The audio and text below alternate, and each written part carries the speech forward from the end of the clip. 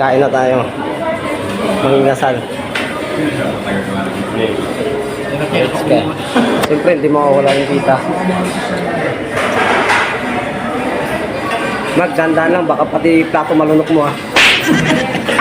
Dulaki ko talaga ng buo. Sobrang ba?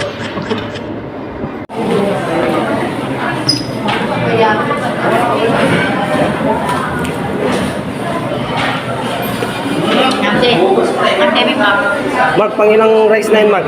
Pang 5? Ha? Ay, pang 7 na? Let's see. Pang siyam na yan, pang siyam.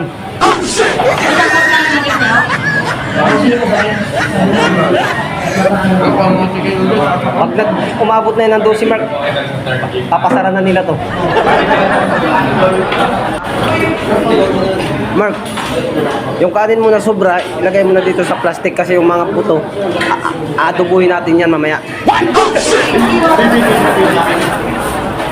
Para may ulam tayo mamayang gabi. Pipiliin natin yung mamaya pagdating sa bahay. Aduboy na, aduboy. O para hindi na tayo bumili ng ulam. Sayang naman. Ito yung panangalian natin. Pangagabihan. Ito yung panangalian natin. Adobo pa. Dapat mula doon po eh. Alam ko hindi ka na matatapos, natapos ka pa rin pala.